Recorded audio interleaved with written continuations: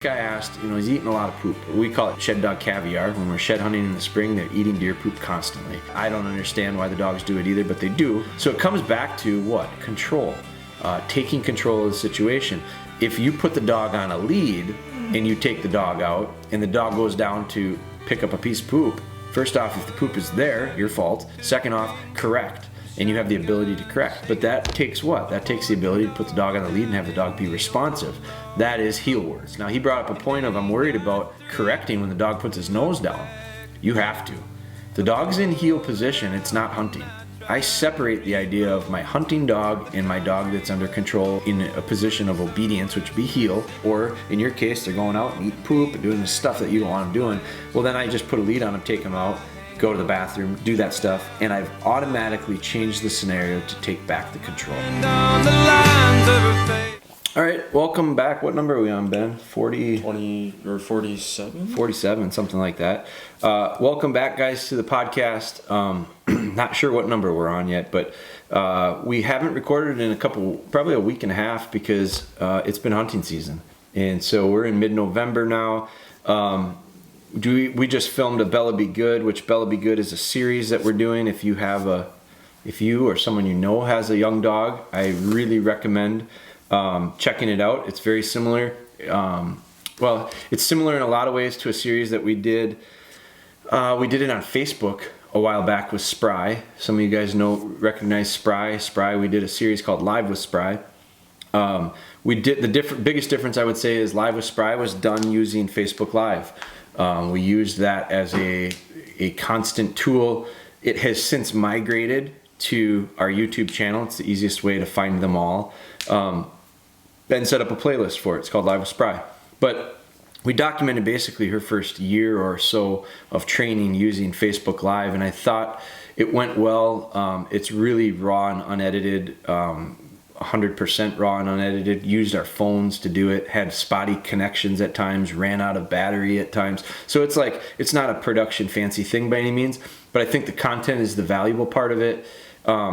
So that was a series that we did. Now we're doing Bella Be Good. Bella is a dog that we're training for our friends down at, his name's Brad House, but he's got an outfitting business called Illinois Whitetail and Waterfowl. They're down in southern Illinois. We're recording her training, so it looks nicer. It's me not focusing. I literally had to hold the phone and use tripods and all that. It's not me doing that. Ben is recording it for us, and then he's piecing it together. Now we're not editing it.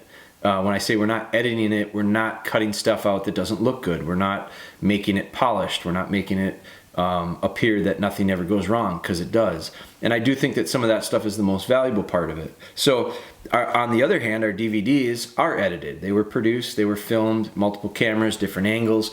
I think there's value in all of it. I think some of it is cleaner, neater, easier to sift through. The Foundation DVD, the Puppy DVD, the Shed DVD, the Game Recovery DVD, they're chaptered out. There's a beginning, a middle, and somewhat of a conclusion or end. So they're just a little more streamlined, a little more formal. But the Bella Be Good series, we just filmed one before we came in here to film this, or to record this. And one of the things that I noted in this episode, I guess is what you would call it. They're all series, I guess, so they all are sequenced. We've been doing Bella now for a couple months. I think we're into like 40 sums of those that we've recorded as well. And we're posting them. It's a partnership we did with Gundog Magazine. Gundog Magazine is a great resource. I just submitted my first article to them. We did a column called Bella Be Good, so it's an extension of our video. So Gundog is a really nice resource if you're looking for print stuff. I highly recommend it. But we just finished like number 40 something of it, but we have only posted like 20 some of them. So it's a few weeks behind, just because for scheduling purposes. But when I filmed this one today, one of the things that we ran into probably took away from our session, which was not designed or developed to be a heel work session. Heel work is simply a skill that we build into everything we do now. The session was designed to be making some retrieves, doing a little nose work. But in order to do all those drills, I need a dog that heels well. And she didn't do as well as I had hoped. I think a lot of it had to do with the environment. We were in an open field. There's fresh snow on the ground.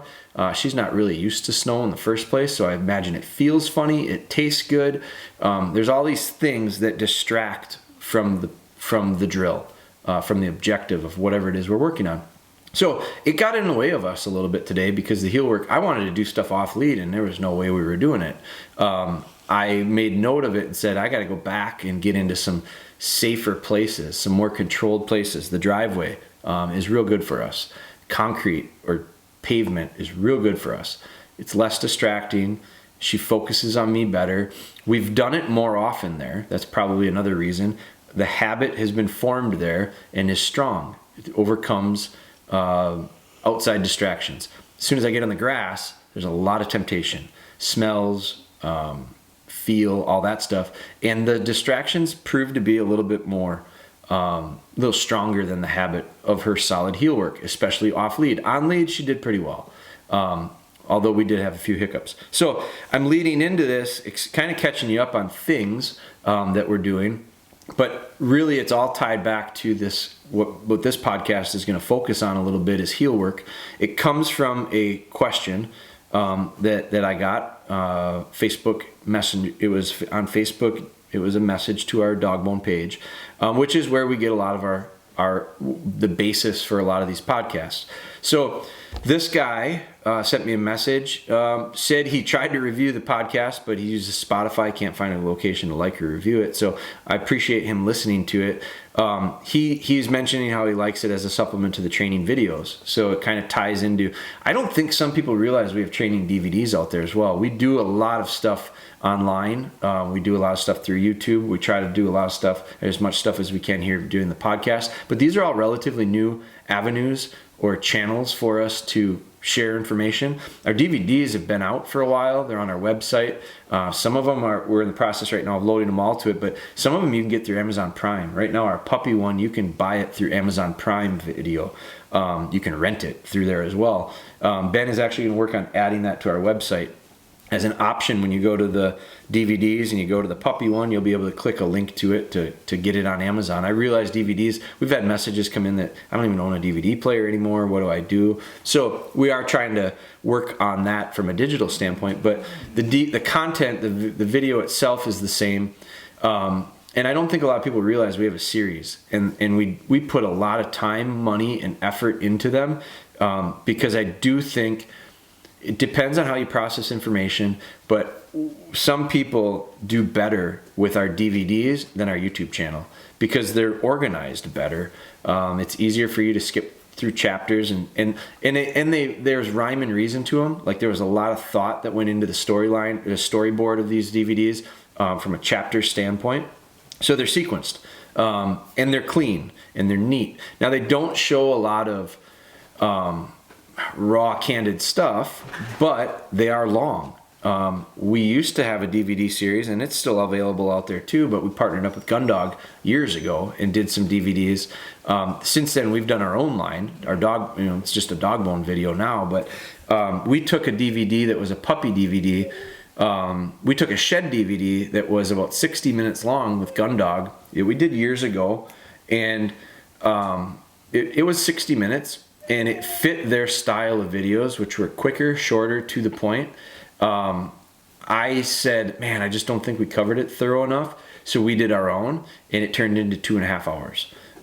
And we didn't even cover everything I wanted to because it got so long. We ended up doing a hold conditioning, which was a chapter in the original DVD. Now it turned into an hour-long video that we give away for free. It's on our YouTube channel, isn't it? You can get it through our website, and you can get it on our YouTube channel. That's 60 minutes. So if I added that to the shed DVD, which hold is a really important part of any retrieving. So if we had added that to the shed DVD, man, we're talking 3.5 hours. So it's still 2.5 hours. A lot of information on it. Our foundation DVD, our puppy DVD, those are 3+ hours each. There is still a lot there because I didn't think it was something that if someone bought that, I didn't think it was to make sure that they could watch it fast. I thought it needed to be thorough. But those are a little more polished. They are available. Well, this question came back, it came this month, but he said, I have a question in regards. So all this is a prelude to the idea of some of this foundational stuff, heel work, and the importance of it. And this is a specific question from him regarding that. But he said, let's see. I have a question in regards to my puppy. Can't seem. Well, this is a different one. He started out, his question was his dog eats a lot of poop, whether it's animal poop, which in the shed we call it shed dog caviar. When we're shed hunting in the spring, they're eating deer poop constantly. It's everywhere as the snow melts, and particularly in the areas that we're finding shed antlers, because we're in a lot of bedding areas. So it is tough to monitor and regulate that. I don't understand why the dogs do it either, but they do. I don't lose a lot of sleep over it. But this guy asked, he's eating a lot of poop. He's about 16 weeks and seems to listen well to correction other than with this one issue. I assume heel work would help for on walks, but I'm afraid to not let him sniff around on the ground, as it might turn him off from trying to use his nose. I have also been picking up his poop in the yard, which has helped. He has the nose to the ground, a lot similar to the dogs in your foundation video. My current correction method for trying to get rid of this habit is to watch him closely and correct it if I think he's found poop. But it doesn't seem to be making much progress, and he's still getting in his mouth sometimes. Thanks for any help. So I messaged him back. I said, he knows the fix. The fix is the control part. And so I said, and I also said, picking up the poop is the fix. It's a lot like, if you let your dog, first off, we don't let the dogs free run through the house. But if you did, you're going to get into trouble. The dog's going to get into trouble. It's inevitable. If your dog chews something up in the house because you've let him run around, I don't blame the dog, I blame you. First off, you let him run around unsupervised. Second off, you left too much stuff out. If my wife's shoes get chewed up, which they won't, she puts them away really well. She gets on me about not putting shoes away a lot more than anybody. But if my shoes get chewed up, whose fault is it? First off, I left the shoes out. Put the shoes away, the dog won't chew them up. Second off, put the dog in a controlled situation, place, kennel, or with you under supervision, and you don't ever have those problems. So it comes back to what? Control. Taking control of the situation. Now, in that situation, simply picking the poop up is going to eliminate the opportunity for the dog to eat it. The second thing is, if you put the dog on a lead and you take the dog out and the dog goes down to pick up a piece of poop, first off, if the poop is there, your fault. Second off, correct. And you have the ability to correct. But that takes what? That takes the ability to put the dog on the lead and have the dog be responsive. That is heel work. So under control is the key to this. Keeping the dog in, having the dog understand heel position is key to this. Now, he brought up a point of, I'm worried about correcting when the dog puts his nose down. You have to. If the dog's in heel position, it's not hunting. And so our dogs, I separate the idea of my hunting dog and my dog that's under control in a position of obedience, which would be heel. You don't put your nose down when you're on heel. I'm not asking you to hunt anything. I'm asking you to walk with me. So I want eyes to me.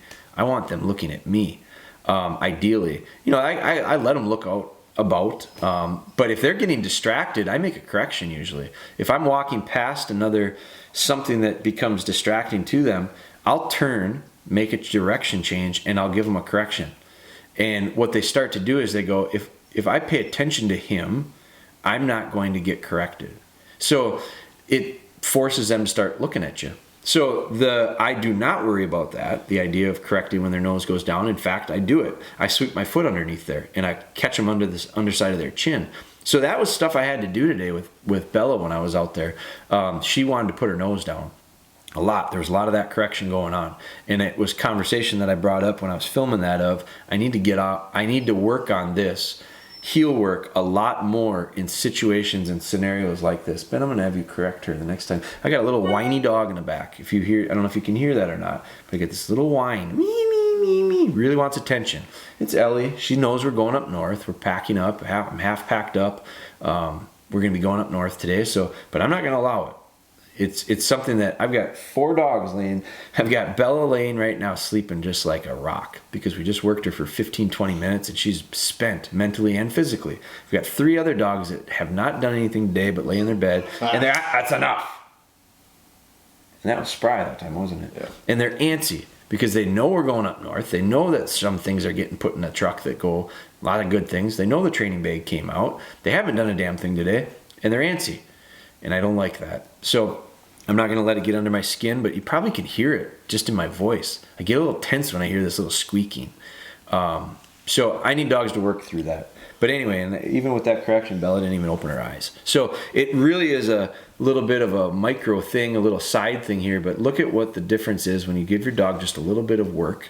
Make them think, make them work a little bit. Physically give them a little bit of an outlet under control. You get the difference between the dog that can't sit still on its bed and the dog that can't keep its eyes open on its bed. So just a little test here that is being played out and showing its value here at headquarters, here in the studio. And I say that very loosely because we're sitting in our kitchen right now recording this. But so that was my answer back to the guy. And then he said, thank you.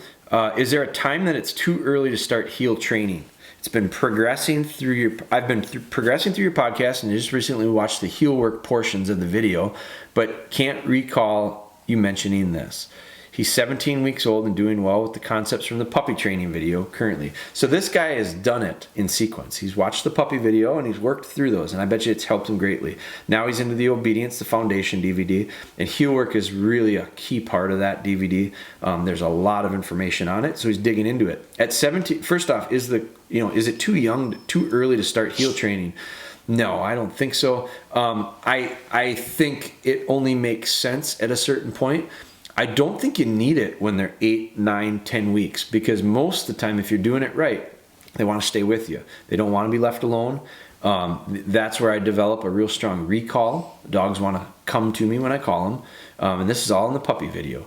But I talk about the value of these young dogs early on, not having the guts, not having the confidence to get very far away from you. And the other part is they're little and they're slow and they're not fast enough to get away from us, and they just kind of do their best to keep up. Once they get to the point where they get too fast, get too confident, get too bold that I can't catch them, and they want to run off and do their own thing and ignore me, that's where I hope, it's about a little before that is where I like to introduce the idea of heel work. There is a process. You can go through a tie-out process, which teaches the dog to give pressure to the neck. That is always helpful. Sometimes you have to get creative depending on the time of year. It's also a nice habit to have the dogs be okay with in case you're traveling, staking them out, not having them fuss and whine. But what I do is we're going to put the dog on as soon as they're big enough. Sometimes they're just too little even to put a collar on. Now I start out with a flat collar, just a flat nylon collar. Bounce them around. They're just kind of bounced around on that thing. But then we start adding in some turns. We start making some corrections where we change direction and get the dog to pay attention to us. I would say somewhere between 10 and 12 weeks is usually about the time I'm going to start doing this, because that's usually coincides with the time that they get to be too fast, too bold, too much for me. I want to be able to put a lead on them, because if I take them out to go to the bathroom at that window of time and they don't come back, or in your case, they're going out and eating poop and doing the stuff that you don't want them doing, well, then I just put a lead on them, take them out, go to the bathroom, do that stuff, and I've automatically changed the scenario to take back the control. So at 17 weeks old, man, you are plenty old. You're a little over 4 months. It's actually about that 4-month window. 16 weeks is about my favorite time with dogs. Because I just think they really start to absorb and accelerate with what they're able to learn. I think their mental capacity, they're physically little dogs now. That's a great time. 14 to 16 weeks. So you're there, and I recommend do it right away. Now you're getting into the DVD portion of heel work. Dig into that and watch it. There's lots of it. The adjustable leader is a tool that we sell, leash and collar combination that we've designed and really liked. Used it today with retrieves, and it was a real valuable tool for me. But with that combination, we actually have a chapter of the DVD, which is just about heel work, that you get for free. You get that it's downloadable. You get that when you buy the adjustable leader combo. You can also get it in the DVD, foundation DVD. So that is we've talked about heel work and the importance of it before on other podcasts. It's a little bit of a broken record, probably. It needs to be. It's worth it to be, because I just think it is that important, and it's the only way I can get the stuff done that I want to get done. So I think for this guy, his name's Brandon, I would say dig into it deeply. The other tools that we talked about earlier today are our YouTube channel. Live with Spry, I probably did more heel work with Live with Spry. The problem is you're gonna have to watch hours and hours and hours of it, because I literally do hours and hours and hours of it. It's not necessarily a bad thing. It's just there's a lot of it to consume. Bella, you're gonna see probably not as much. Bella was a very, very natural little heel work dog. I didn't get Bella till she was about 13, 14 weeks. So she was old enough where we jumped into it almost immediately. I didn't have her. I usually get them about 8 weeks old, 7 or 8 weeks old. I got her a little bit older. So we didn't have the early on parts where she didn't need to be put on lead. By the time I brought her home, I had to put her on a lead pretty quickly, because she was big enough, bold enough, quick enough that I had to have that control part, and she adjusted to it really nicely. So you'll get something out of watching that. It's just part of the series. Every dog is a little different. Hers starts at a different point than Spry's. Spry's was 7 weeks old. We didn't talk about heel work with her for 3-4 weeks. So you get a lot of videos prior to us putting on that. And it's valuable, because a lot of the things we do, everything we do is for a purpose in training. And I think you guys have to realize and think about that. Everything you do with your dog needs to have a purpose. And it might be for today, or it might be for months down the road. If it's for months down the road, there's usually a lot of steps in between today and months down the road that are going to get you to that point. But they're all connected. They're all sequenced. There's logic behind it. We're doing our best to try to show you the big picture stuff, and then the small micro steps that it takes in between. That's the value of Bella Be Good. That's the value of Spry, Live with Spry, was we didn't show it to you week to week or month to month. We showed it to you throughout the middle parts, because that's when the stuff really gets done. And you just don't know when it's going to happen, because today I ran into a problem. She's starting to make a big victory lap. Well, that's common for a lot of people. She didn't do it until recently. So when people start watching Bella Be Good, if I only filmed it once a month, you would not see the middle part where all of a sudden she starts to slip and we start to find some things that aren't so great. And now all of a sudden we've got to make micro adjustments. So my last retrieve today was with a fence behind me, and she couldn't run past me. Well, I got to start doing more of that. And hold conditioning is probably not far off, because that will help fix this problem as well. But it's not because she blinks at bumpers. It's not because she drops them. It's not because she plays with them. It's because she's got a little bit of a loop when she comes back, and she doesn't do it every time. It's just started to get worse now.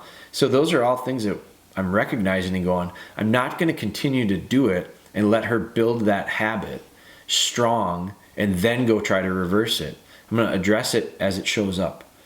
Just like when things go well, I build off of them almost instantaneously. When things don't go well, when things go backwards a little bit, I start to process it and assess it and change it almost instantaneously, because it's a fluid thing that we don't want to entrench a habit that's undesirable.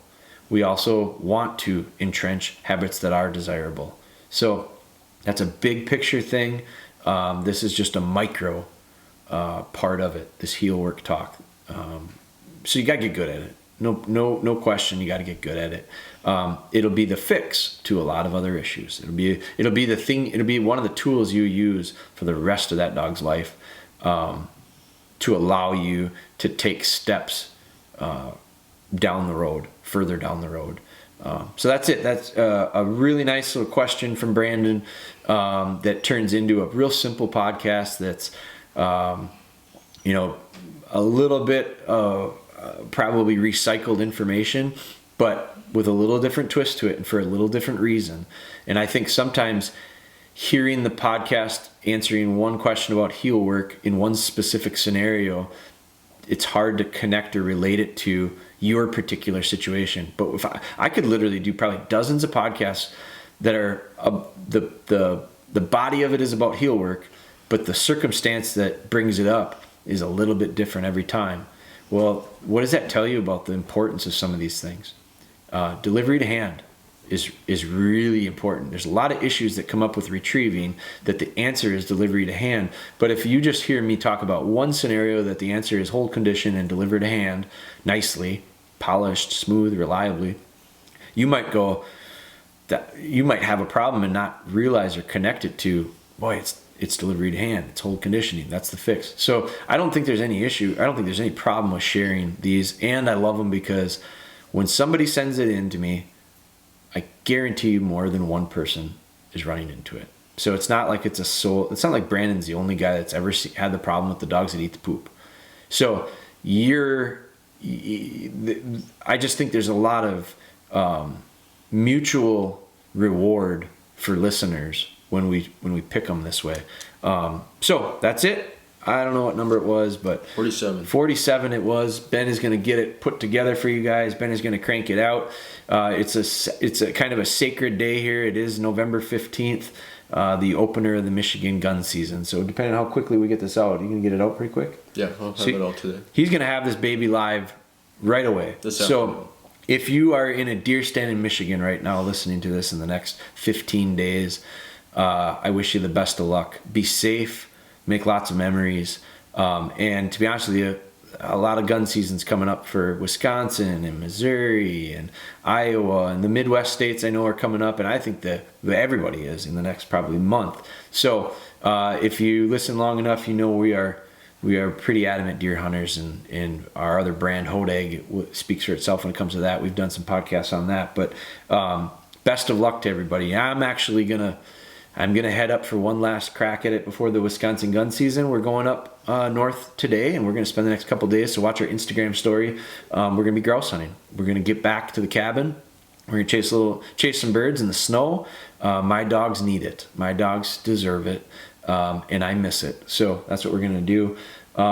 Best of luck to you all. Be safe. Enjoy this month. The month of November is very special. There is no question about it. It's one of the most magical months of the year, particularly for sportsmen, for bow hunters, for bird hunters. It's just a really, really special time. So enjoy it. And I think making memories is the most important part about it. So, and we'd love to see if you do kill big deer. Send the pictures. But preferably on the Hodag. Yeah, Hodag licking stick page, man. We're giving T-shirts away for people that are killing big deer. So appreciate you guys' support. Please continue to listen, like, review. I got another request, Amazon. Like if you're an Amazon purchaser, we offer all of our products through Amazon. I know some people cringe at the idea of that. But we sell it. We offer it through, our company does. So we really monitor and make sure that like Hodag is exclusive. We're the only people that sell Hodag through Amazon, and we have it as a prime product. Our DogBone stuff, there are a few other retailers that sell it using the Amazon platform. We do our best to make sure that they're honoring pricing and stuff like that. It's just an internal battle. It's probably the only downside to it, but I understand the value of it and the convenience and the ease of it. If you are an Amazon customer, I would ask you to do me one favor. If you would give us a review. I didn't realize the importance of that until I took a look at myself and my shopping habits, and I went, man, I read reviews. I read a lot of reviews, and I look at stars, and I look at all that stuff. So if you'd be willing to do that for us, it would be a favor that is greatly appreciated. Again, please continue to like and subscribe to some of our stuff. Our YouTube page has grown. We're super small, but it's grown a lot, and it's just because we're asking people to help follow it, share it, send it to a friend that it might help them out. So thank you guys for all of that support. It does mean the world to us. I know I sound like a broken record there too, but it really does. Thank you. Good luck. and we're going to continue doing these. We're probably going to record a couple yet here before we head out, so stay tuned. We're going to continue to try to put them out as frequently as possible. So good luck to y'all.